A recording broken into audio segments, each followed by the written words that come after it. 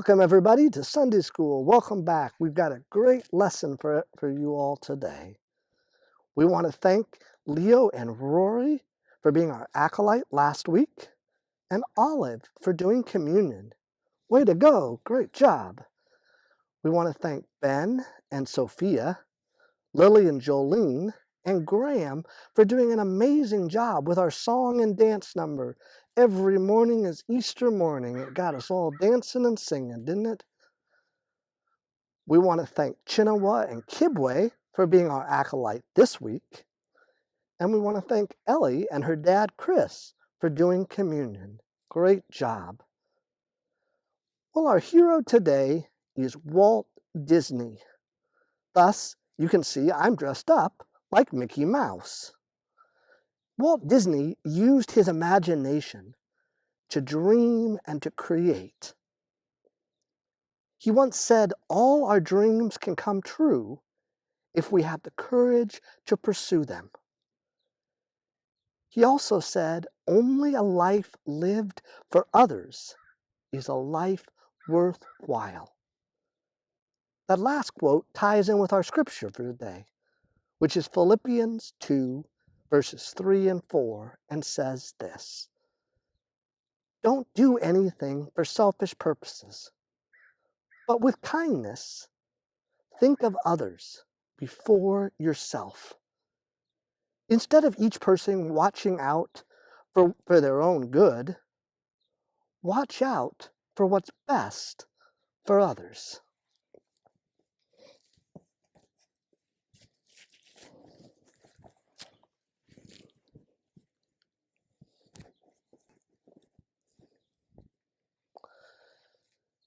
Well, as we get ready to head into Sunday school, may we use our imaginations together to create and dream a better world for all. Well, let's head on in to the lighting of our candle.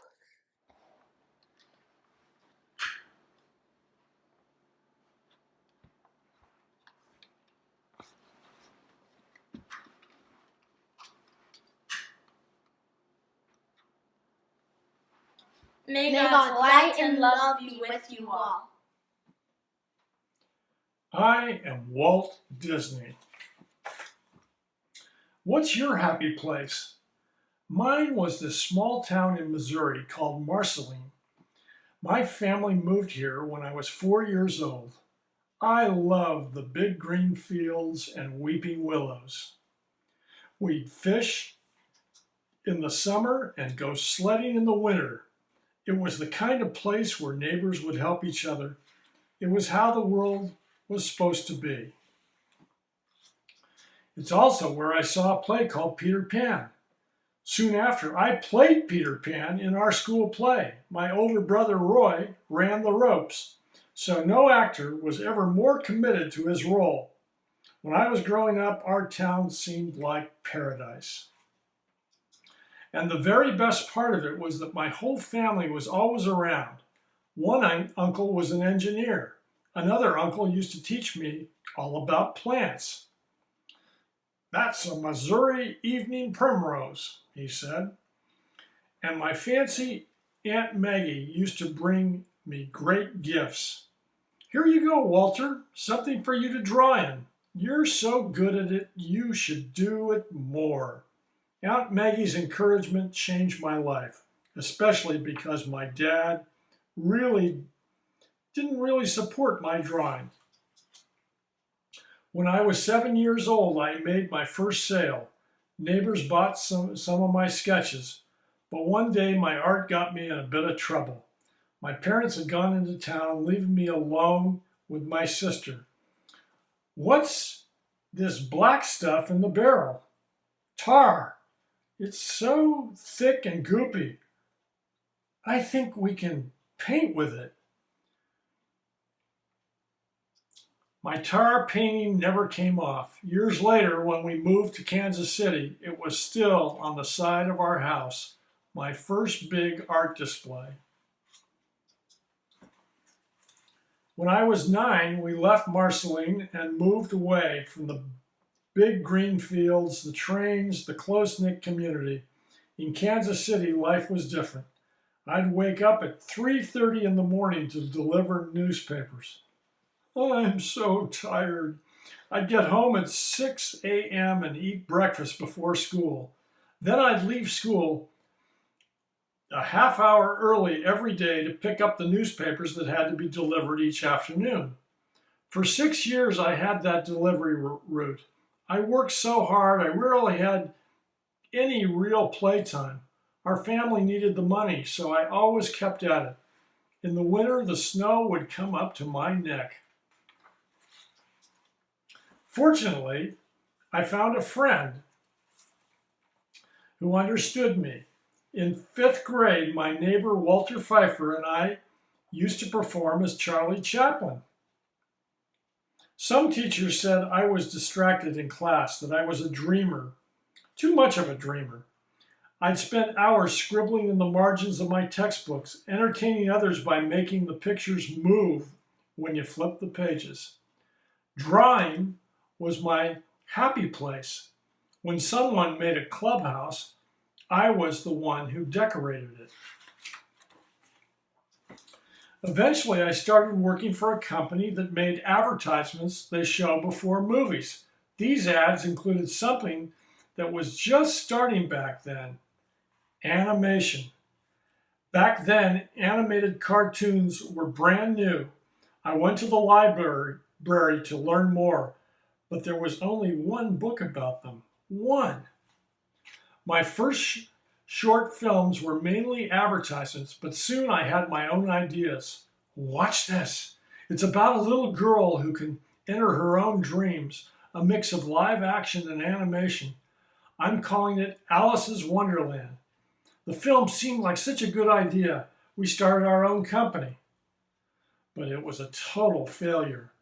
I was 21 years old and so poor I'd sleep in my office and take baths once a week at the train station. I never let it get me down. Determined as ever, I moved to California. iWorks came in to help me with the animation. Then we took on a new name, Walt Disney's Studios. We were on our way to our best creation of all, Mortimer Mouse. Mortimer? That's a horrible name. That's a horrible name. This is my wife, Lillian. That was her reaction. What about Mickey? Oh, I liked that better than Mortimer. That's how Mickey Mouse was born. But our first Mickey cartoon didn't sell well. He wasn't an immediate success, but we didn't give up. Using a bed sheet as a screen, our studio tested a new cartoon and added music. We put the noisy projector outside so it wouldn't interfere. I hid a small band behind the door, and for the very first time in history, it was historic. Steamboat Willie changed the future of animation. On November 18, 1928, it premiered at the Colony Theater in New York. Did the audience like it? What do you think? Whoa! But you want to know the real secret of Mickey's success? Our animators. iWorks and so many others brought Mickey to life. From the start, people loved our little mouse. They related to him. The world could feel scary, but in Mickey Mouse, audiences found a character who took them to their happy place. By 1934, I had one of my biggest ideas ever. Instead of just a short cartoon, we're going to do a full-length movie. And that was Snow White and the Seven Dwarfs. For 3 hours, I acted out the entire movie, every single part. The only question was, would anybody watch a movie-length cartoon for almost 2 hours? They would, including Snow White and the Seven Dwarfs in 1937, Pinocchio in 1940, Dumbo in 1941, Bambi in 1942, Cinderella in 1950, and Peter Pan in 1953.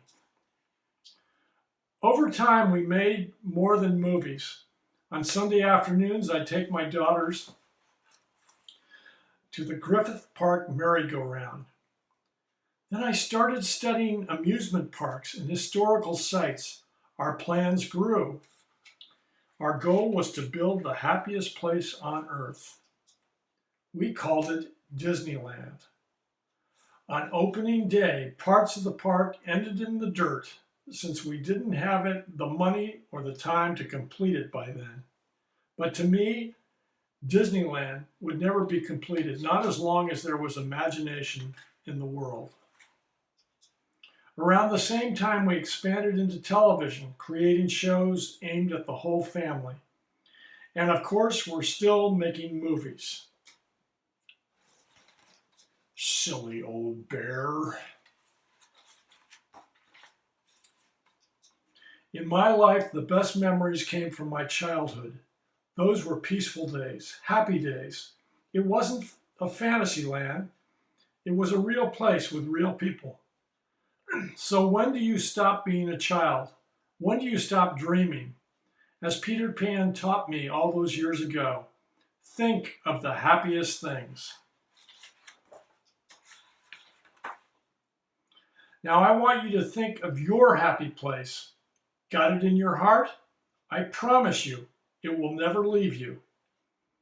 It is your own magic kingdom. Our greatest dreams are always a part of us. They nurture us, especially when we nurture them. We can all use some magic in our lives. If you look, it's there. And when you let that magic into your heart, you can fly. I am Walt Disney, and I know that the person who makes dreams come true is you. Like many of you, I grew up watching Disney movies, TV shows, and looking forward to taking those few trips to Disneyland when I was a kid.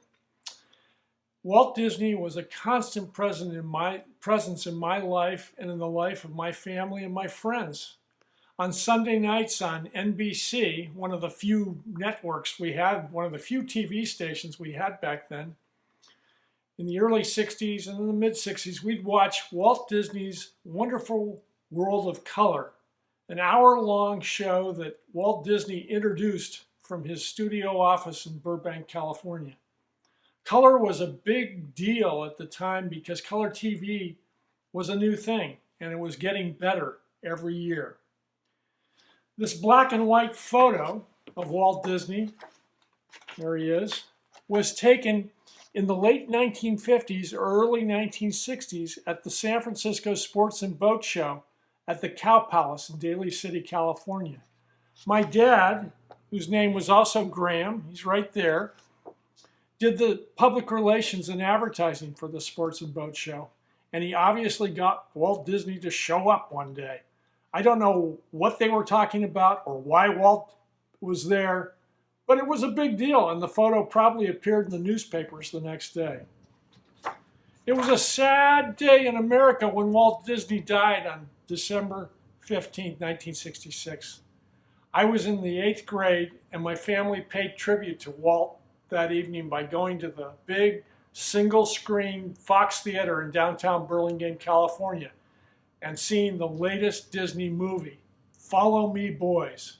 Its young star, Kurt Russell, just turned 70 last month. You may recognize him as Santa in the Christmas Chronicles movies that have come out in recent years. After I graduated from high school 50 years ago in June, we were bused 2 miles to San Francisco Airport and then flew to Orange County Airport, where we got on another bus for the short ride to Disneyland. There, we joined 16,000 other high school graduates from around California. My parents went as chaperones, but did very little chaperoning that night. They were like teenagers themselves, enjoying as many rides as they could, before we had to head back to the buses as the sun started rising. In my opinion, Disneyland and other Disney parks remain the best theme parks or amusement parks in our country. My cousin Kurt has worked at Disneyland for 11 years. In 2014, when I was 61, I got to spend a few hours at Disneyland with Kurt. I enjoyed it as much as I did when I was a kid. Here is a picture of Kurt. This is by the trolley in California Adventure, where he was the conductor for many years. And this picture is on Splash Mountain. That's me and Kurt. That's when we're coming down, and of course they put the two biggest guys in the front, and we got absolutely soaked. Disneyland, of course, has been closed during the pandemic, but it's scheduled to reopen April 30th. Kurt goes back to work in another week. Visitors this year are going to see some wonderful new things. A Marvel-themed area with a Spider-Man ride and a new Star Wars ride. Kurt is well versed in the history of Disneyland and Walt Disney's life story. And like Walt, Kurt is a skilled animator and artist. Walt was the dreamer, Kurt said. He knew how to spot talent and nurture talent. He wasn't business-minded, but he surrounded himself with good people. And one of those people, he said, was Walt's business-minded older brother, Roy. Walt had all these ideas that wouldn't have come to fruition without Roy, Kurt said. So now we're in 2021, and Disney is still a huge presence in popular culture with its theme parks, movies, merchandise, and relatively new Disney Plus streaming service that some of your families may subscribe to. So now I have a question for you. What's your favorite Disney movie? What's your favorite Disney character? Favorite Disney song? And if you've been there, favorite ride at Disneyland or Disney World? Send your answers by video, text, or email to Eric, and we'll announce them. We'll show them in coming weeks. You might even want to wear your favorite Disney costume. Now, here's a slideshow with more images of Walt Disney.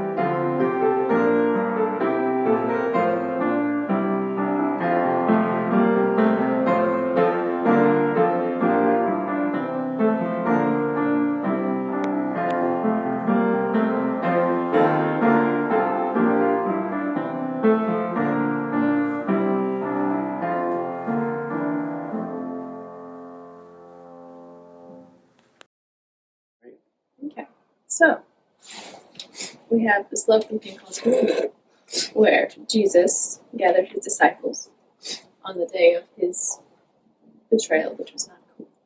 And they took the bread and broke it and said, "This is my body broken for you. And every time you eat this bread, please think of me." And then he took this wine and poured it out into the chalice, or wine glass, and said, "This is my blood, poured out for you. Every time you drink this, remember me." Today we learned about Walt Disney, who had big dreams and worked hard to make them happen. He loved to draw and entertain others. He imagined the happiest place on earth and created amazing characters like Mickey Mouse and a magic kingdom, Disneyland. With hard work, Disney made his dreams come true, and so can you. In this week ahead, use your imagination to create and dream. See you next Sunday.